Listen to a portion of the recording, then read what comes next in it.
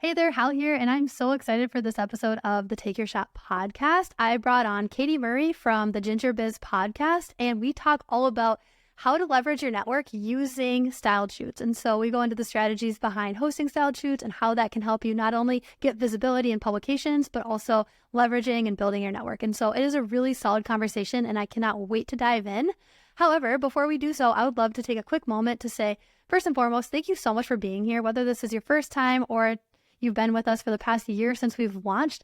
I just want to say thank you for being here. And one thing that would mean the absolute world to me is if you could go ahead on whatever platform you're listening on, leave us a little review. Let us know how you're liking the show. Leave us a rating. That a little bit goes a really long way for us.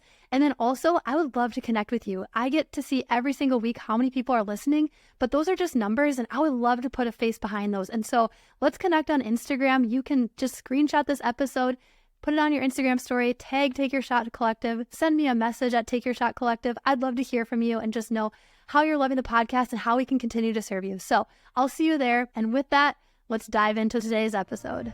You're listening to the Take Your Shot podcast, a podcast for wedding photographers and videographers looking to grow and scale their business. I'm your host, Hallie Heather, and my goal is for you to walk away feeling empowered and inspired as you continue to build a business that you're passionate about and that serves both you and your clients well.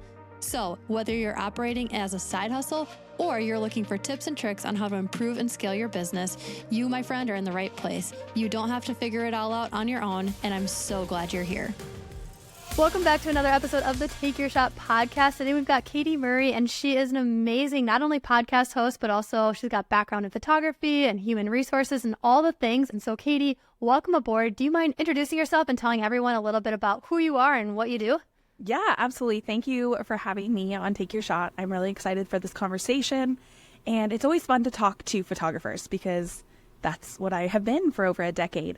But just to kick it off with who I am, I'm Katy Murray. I'm a mother. I'm a wife. I work full time. I'm a human resource professional. I'm the head of the department in a private organization. And before that, I was a photographer. So in 2024, it's been 12 or so years since I've been a photographer. I really technically started in 2009, and I was doing a cross-country road trip, took a bunch of pictures, ended up getting them developed, and then gave them away for like Christmas presents. And then everyone was like, do you take photos of people? And I was like, sure, why not? And then it just escalated from there, which has been amazing. 2020 was actually our biggest, most profitable year, despite I was on maternity leave the first 3 months, and the day that I returned to work was the day that the global pandemic was announced. So then I continued to be basically on maternity for 3 more months. But it's been a wild ride, and I don't want to brag, but I have been published in over 30 different publications, including People and Enterprise and Glassdoor, just so many different publications with that. And it's been quite a ride and a lot of fun. Man, I love that. Okay, there's so much to just unpack in that in and of itself. And so you talked about 2 significant things, and maybe this can come back later in the conversation too, like having 2020, which for many was a really difficult year, being one of your best years while on maternity leave, and also just all these publications. Like, would you say that having your work published and having success in, really difficult years for most, but yet doesn't really seem to affect you, like, would you say that your network has been a huge key part of that? Like, how has that played a role in your business? Absolutely. Like, there's no 2 ways about it. And please note that while 2020 was a great year for me, I did start in 2009. So it's not like this happened overnight. Now, granted, the years prior to that were all also very good years, but I would say networking has been probably the leading key thing that has helped me reach my success, both in publications, both in getting my name and reputation out there, as well as actually monetizing and growing my business. And that's so great. And I think when people hear networking, there's so many different misconceptions that they might think. They might think like, oh, I have to go to this boring event, or, oh, I have to do this or that. And for you, how would you define your style of networking? Great question. And I am totally with you. I think most people think, oh, I'm going to go to like a shoot and share group, or I'm going to go to this monthly meetup of local photogs and like see what I can do. And that honestly is pretty daunting for someone like me. Number one, I have commitment issues. And unless I'm going to someone's like engagement session or photo session, everything else kind of falls by the wayside because there's just so many other things to do. And honestly, walking into a room of a bunch of other photographers can be scary because you don't know where they're at in life. You don't know where they're at in business. And so for me, I tried that honestly for a couple years. I even became one of the leaders in a local group here in Washington, D.C. and helped facilitate getting speakers and different things. And it was a good experience.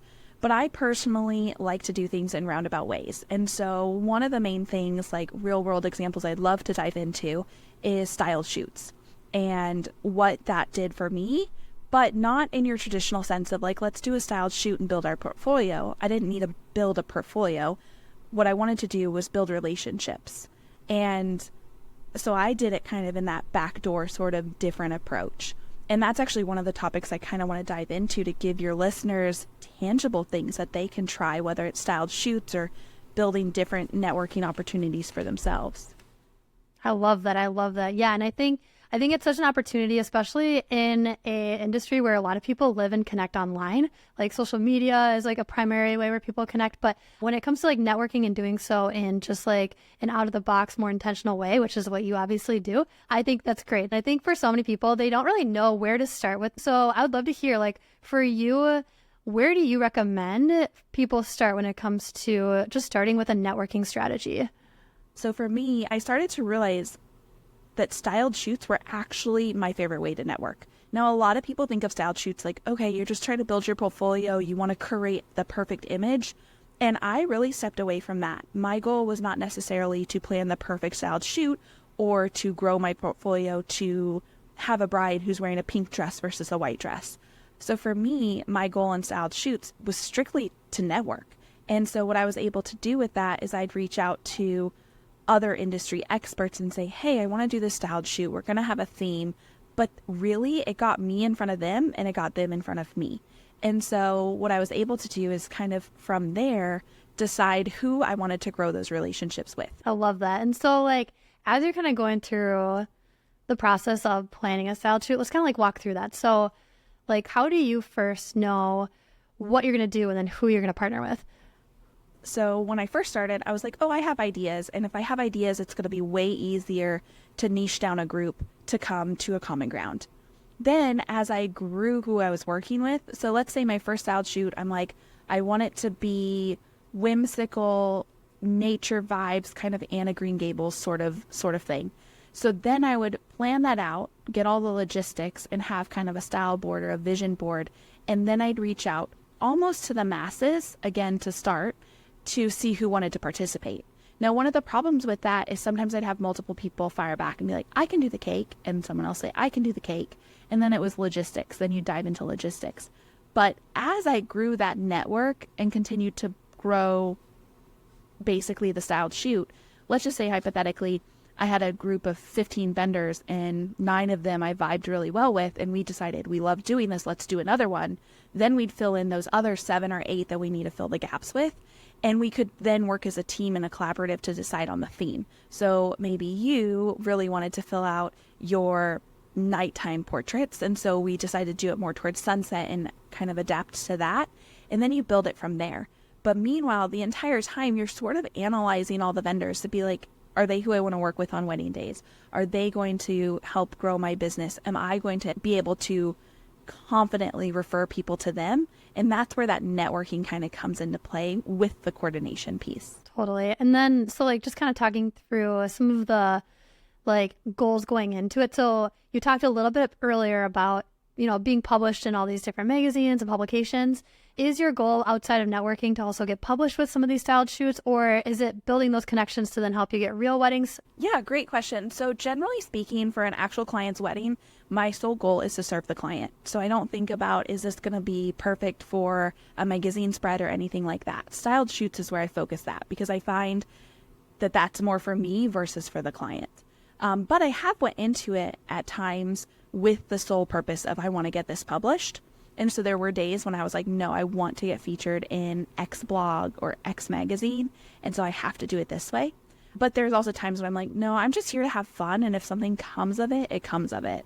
Totally. And I guess just to clarify for our listeners, for the styled shoots that you are a part of and that you're talking about today, are these ones where you are the primary photographer, or is it also open for other photographers to like purchase tickets to build their portfolios as well? Like, what's kind of the distinction between those two and how you would navigate it?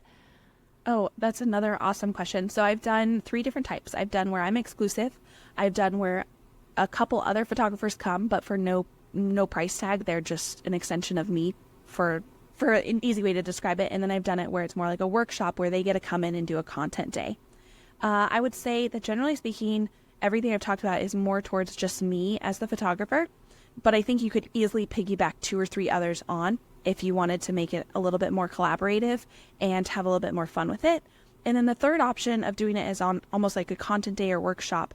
I would say that can get a little bit tricky for twofold. I've been a contributor to a styled shoot who someone was selling tickets for. And it can be a little bit weird if you're not super good with your messaging, because if I'm going to contribute X, Y, and Z at my own expense, but you're going to profit off of 10 photographers paying $300, there can be a little bit of a challenge there. So I would say if you do want to host it as a content day and charge the people, make sure you're being intentional with how you divide the funds and that you aren't solely profiting when the others are contributing. And if you are, that's fine, but it needs to be communicated up front. But generally speaking, it depends. Are you trying to make money off of it? Or are you trying to build a network? Or are you trying to get published? And once you figure out where your feet are in that, then you can start going backwards from there. Totally. And I'd love to ask you, Katy, are there any specific like best practices that you recommend someone like follow or be aware of just as they're going through the process of planning or putting together some sort of style shoot? Ooh, love this question. Yes. So I've not always been the person coordinating or hosting the styled shoot. I do have a very small side hustle of like stationery and stuff. And so I've been a part of a lot of styled shoots in that regard. And I've been asked to come to styled shoots hosted by someone else as the photographer. And so from both sides of it, I just point that out because I've seen both sides of it. And one of them is you don't want to set it and forget it. Like you don't want to reach out to vendors and let's say they're stationary and they mail you the items. Don't just forget about them like once you receive them. Make sure that in the behind the scenes videos that you're taking, anything for the gram, anything like that, you're still tagging them even if they're not present that day. Still make sure you're tagging them in all the behind the scenes. Still cultivate that relationship. And then additionally, I would say make sure that you're just being intentional with the interactions. And another tip would be when you're posting, make sure you post everybody. They can remove themselves or they don't have to share it, but tag everybody because stationary artists oftentimes will get left out, or like if the flowers are in the photo, they might not tag them. But we don't always just want photos of just the art that we've done. We want to showcase everybody's and get that SEO kickback and get that collaboration and exposure. So those would be the tangible tips of kind of what to do. And then also just make sure that you're not forgetting about the vendors who aren't able to be there that day, but still put in the same amount of work and made a contribution. I think that's so great. And as you've kind of built your network through doing these styled shoots and, getting all these great vendor teams together, like how has that in the long run, like been specifically beneficial for your business other than just like publications? Yeah, what a great question. And totally sets me up to dive into the nitty gritty nerdy stuff that I love. So one thing that I think is huge is following up on these connections you're building. So if you do a styled shoot and you meet 15 vendors and you guys have an awesome day, then you start sharing behind the scenes and then you deliver the gallery a week or 2 weeks or whatever later, and everyone's sharing those images a month, 2 months in, it kind of fizzles. And one thing that I think is so hugely beneficial here is not letting it fizzle. You want to follow up and stay connected. Don't let those relationships fizzle out after that initial meeting or event. Follow up with personalized messages, really keep in touch periodically as best you can, and then just continue to nurture that relationship. Because one thing that I think surprises a lot of us, and it works with clients as well, is sometimes they forget or their kids in the room when they get the message so they don't follow up. And if you reach out a week later, they're like, oh my gosh, I totally wanted to talk with you, or Jamie, I was so excited to see you, but I totally forgot to message you. And so you really are giving them an avenue to reach back out and to stay connected. Because, I mean, I have this all the time. Like, I have like probably a dozen texts in my phone that I haven't responded to, that I need to, that I want to. And if they follow up with me, awesome, because then I'm a big, oh my gosh, I totally meant to get back to you. So that's a really, really big one. And then I would say also utilizing those connections to make more connections. This is huge in any industry, but like the wedding industry can be so powerful and so niche that you want to ask for other introductions. So if you and I are chatting and we have coffee and, I'm like, hey, I need somebody else because I need to refer a wedding to somebody. And you're like, oh, I'm not available that day. I can say, hey, do you know anyone who might be? And then you will likely link me to 1 or 2 or 3 of your colleagues that you put your trust in to refer weddings to. And then you're able to just build that network and that referral base. The other thing, without being too long-winded, is it's amazing how long relationships can last and how long you can like reap the benefits of them. Because even recently, I think it was last fall, so not even a year ago, someone that I had randomly offered to do, I wanted to get into more branding photos and more headshots, but I wanted to do it within the wedding industry. And so I reached out to this wedding planner, and last year she hired me full price and everything to do her family photos. And so it's crazy how I met her for 10 minutes in a group environment to just take a couple headshots and let me play around. And then it's still reaping benefits almost 10 years later, which is just wild. So those things are like so cool to me when you stay in that relationship and you continue to nurture that relationship. I love that. And do you have any like strategies for nurturing, like how often, the way in which you nurture it, like how formal or informal it should be? I'm just kind of curious, like people listening who are kind of curious, like, okay, how can I like really nurture this well? Like, what would you say are some of your best tips? Yeah, great question. I think I have like 3 or 4 main ones. One is just being authentic. So whatever feels best to you. If you're not the type who's just like on your phone all day, every day, then don't set that expectation. Like don't fool yourself. You don't have to do that, but being authentic. So for me, that means I usually reach out to people monthly. And sometimes I skip a beat and have to dive in a little bit deeper because I get out of sync. But I would also say offer value first. So when you're reaching out to someone, reach out and say like, how are you doing? What do you need help with? How's business going for you? And when they counter, instead of maybe just diving back into like, because they'll usually basically ask the same questions back to you. They'll mirror you. Don't get lost in the sauce of telling them all about you and your life. Ask like, how can I support you through this? If they're making a career pivot or they're changing their offerings or increasing their pricing, be like, okay, well, if you ever need a second set of eyes on your booklet or on your packaging, let me know. Always offer value first, and then stay connected, but genuinely, offer collaborations. It could be as simple as like creating a graphic together and tagging each other or inviting the other as a collaborator on Instagram, or getting on threads and dropping their name in any opportunity that you can, just really serving them. And where it gets a little tricky is most people will offer some sort of reciprocity. So if I do that for you, you're likely going to do that for me. Now, not that that's your end goal, but it does give you an avenue for them to name drop you more and to kind of just share those mutual connections. Those would be my top things for like key takeaways of how you can really nurture those relationships.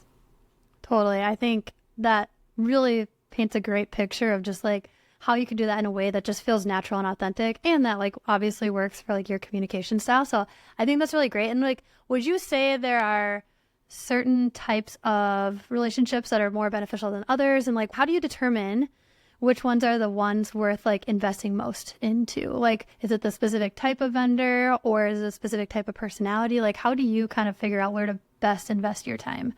Great question. I tend to fall with people who are super passionate and super creative because I already bring the type A structure and they bring the crazy fun creative side of it. And so for me, that's what vibes really well.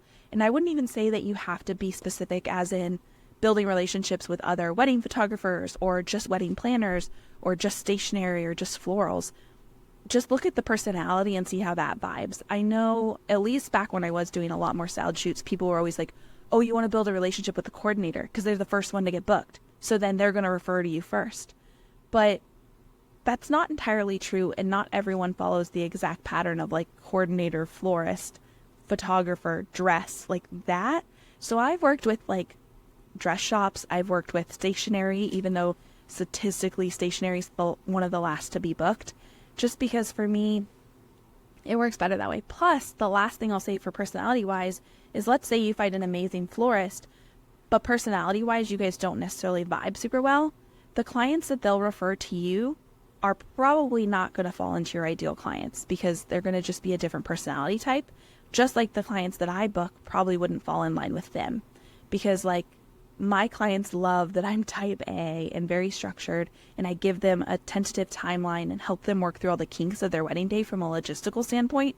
Whereas someone else who's more driven by like their ideal client being super go with the flow and creative and whimsical, like doesn't exactly fit with me. So that would be the only point that I would really press home, is just make sure they vibe with your personality and it's someone that you want to hang out and have coffee with.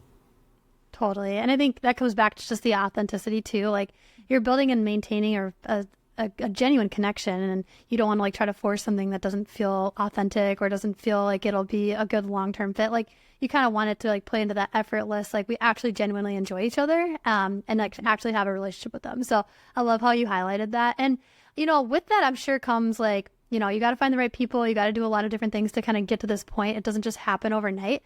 For you and your experience, what have been your biggest challenges that you've faced when it comes to like networking and building the right one for you? Great question. I would say one of my biggest challenges is getting out of my own head, because I tend to be super articulate and super attention to detail.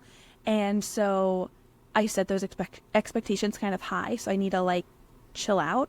And I've gotten a lot more chill about life. And I think that was one of my bigger challenges, is I'm like, no, everyone's supposed to be here at 10 a.m. sharp, and we're supposed to do this, and we're supposed to do this. And like, that color palette is not exactly how we envisioned it, and like blah, blah, blah.